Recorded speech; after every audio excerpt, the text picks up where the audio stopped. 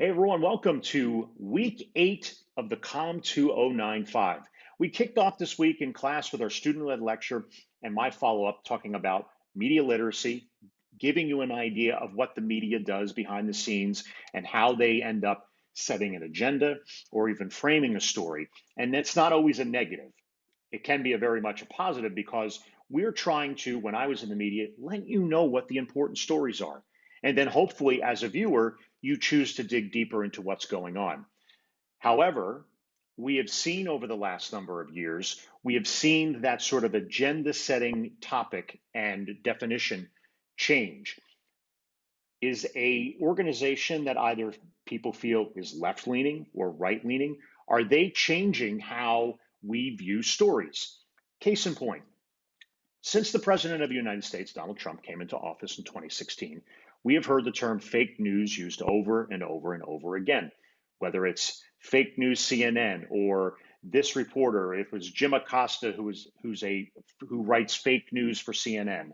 The New York Times, they're failing because they don't tell good stories, or NBC, CBS, ABC. If you didn't align yourself with Donald Trump, or the Republican Party in many ways, they were fake news. You see many of the followers of the president talk about how fake news and reporters are not to be trusted. And we've seen even backlash against reporters in many instances due to this. That being said, is the media to blame for setting the agenda of how we're going in this country? Now, again, I'm not saying the crosshairs are on the media in any stretch of the imagination. But what I'm asking you is, as a student in this class, of all the things that you have read and seen over the last number of years, is the media to blame to where we are today in 2020? Yes, we're in the middle of a presidential campaign. We are in the middle of a pandemic. We have racial injustice. We have many other things going on in our country right now. But is the media at fault? Are they telling a story that isn't fully true? Let's take, for example, last night's town halls. NBC had President Donald Trump. ABC had former Vice President Joe Biden. Depending on what you watched, or if you flip back and forth, you may have seen the president as being hit with hard questions by Savannah Guthrie of NBC News, or you may have seen former Vice President Biden, when George Stephanopoulos was questioning him, giving him questions, and it was a softball interview. Depending on what side of the aisle you're on, you may have thought ABC was fake news because they treated the vice president with too much respect, former vice president with too much respect. Whereas with President Trump, you may have thought he was attacked by Savannah Guthrie and blah, blah. Here's the thing.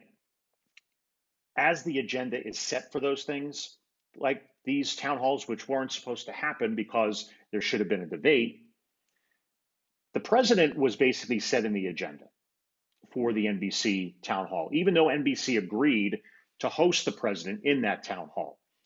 NBC has received a lot of criticism, saying it gave Donald Trump a chance to spout off more lies, etc. Maybe so.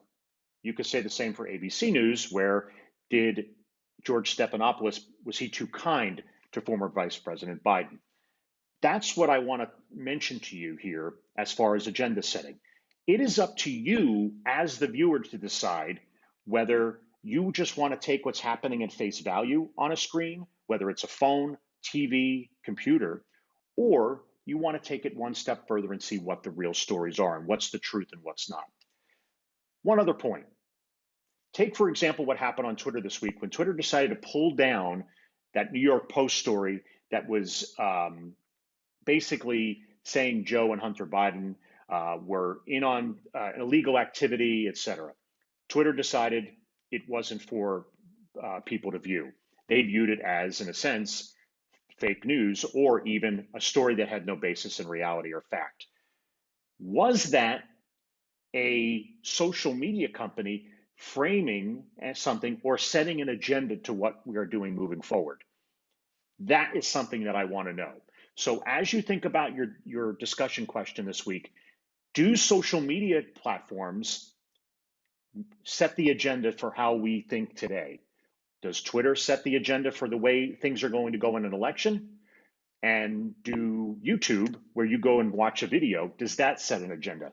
I want to hear your thoughts, and I look forward to reading them by the end of this week.